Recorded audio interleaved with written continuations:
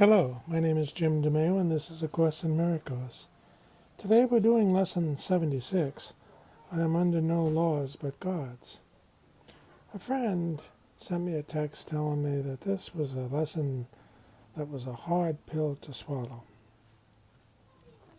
There is something in this lesson that is hard, and I think more than anything hard to understand than to swallow. It's hard to understand that we're not a body. It's hard to understand that we're a thought in the mind of God. Frankly, explanation doesn't help. What does help tremendously is just trying the idea on for size. Today's lesson asks us to keep this in mind and realize that everything in this world is temporary, including all of its laws and including all of our desires and all of our wants. Hard pill to swallow? No, not really. But hard to understand can only come by way of practice, of letting go, of being comfortable with what we are. So let's read our lesson today. We've observed before how many senseless things have seemed to you to be salvation. Each has imprisoned you with laws as senseless as itself.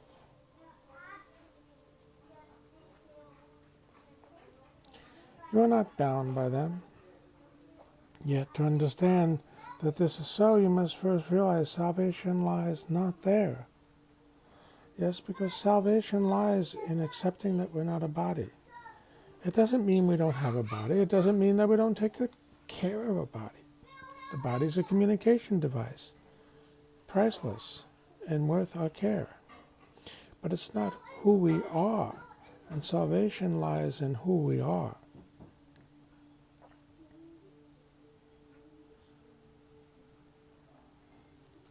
While you would seek for it, salvation, in things that have no meaning, you bind yourself to laws that make no sense.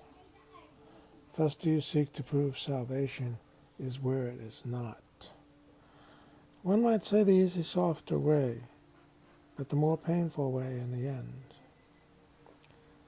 Recognizing that we're a thought in the mind of God produces great peace and joy.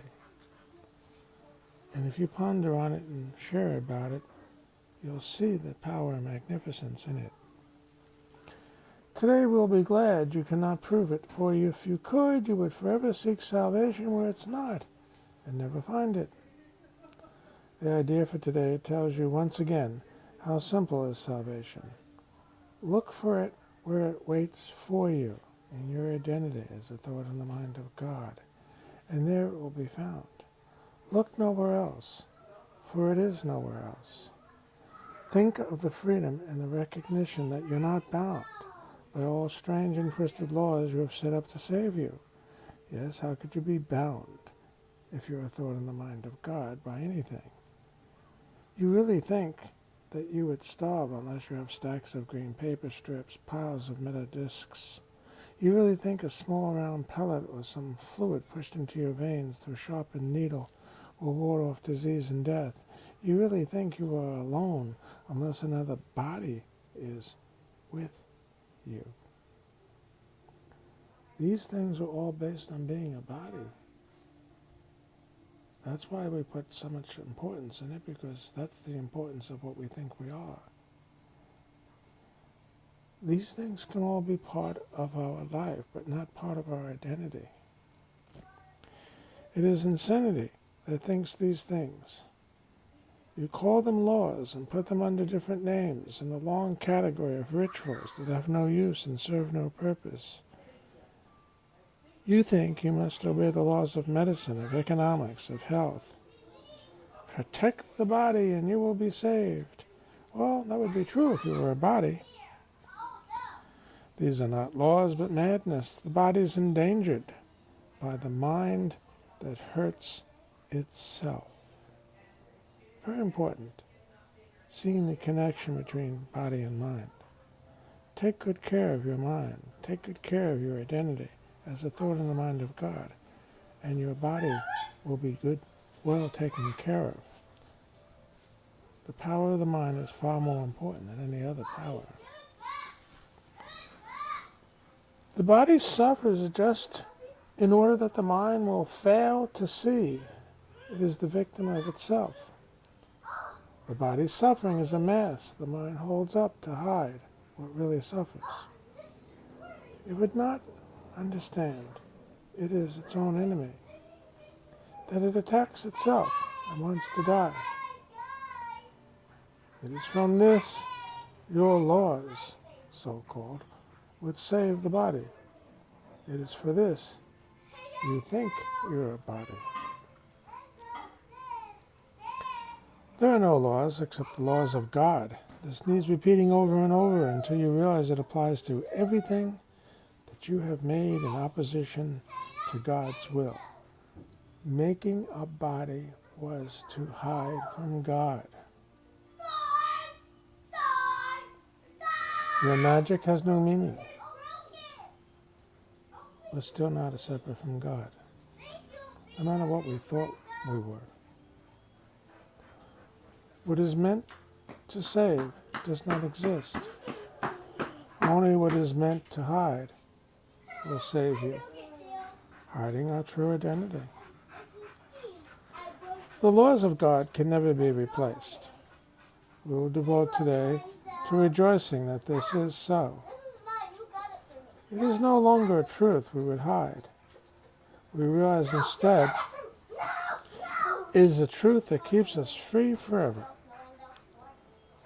Magic imprisons, but the laws of God make free. The light has come because there are no laws but His. We begin the longer practice periods today with a short review of the different kinds of laws we believe we must obey. These would include the laws of nutrition, of immunization, of medication, of the body's protection, in innumerable ways. Think further.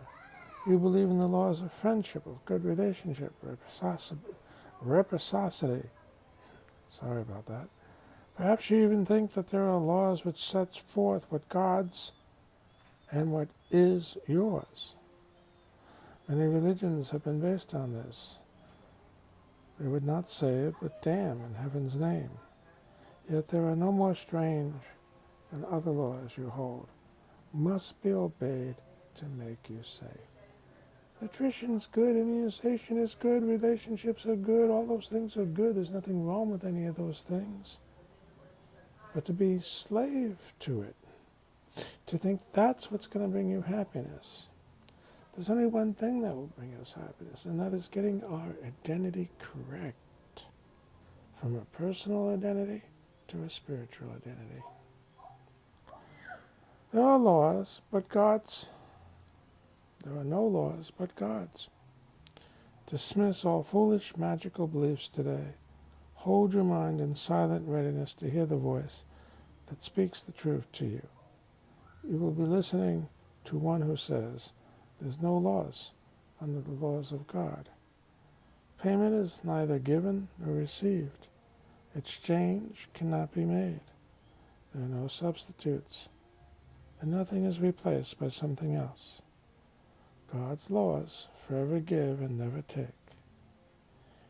Hear him who tells you this and realize how foolish are the laws you have upheld. They upheld the world you thought you saw. Then listen further. He will tell you more about the love your Father has for you, about the endless joy He offers you, about His yearning for His only Son, created as His channel for creation, denied to Him by His belief in hell. God yearns for us to give up our belief in hell. Let us today open God's channels to Him. Let His will extend through us to Him. Thus is creation endlessly increased. His voice will speak of this to us as well as the joys of heaven, which his laws keep limitless forever. We will repeat today's idea until we have listened to the voice of God within us and understood there are no laws but God's. Then we will tell ourselves as a dedication with which the practice period concludes.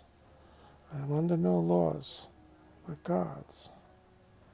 We will repeat this dedication as often as possible today, at least 4 or 5 times an hour, as well as in response to any temptation to experience ourselves as subject to other laws throughout the day. It is our statement of freedom from all danger and all tyranny. It is our acknowledgement that God is our Father and that his Son is saved.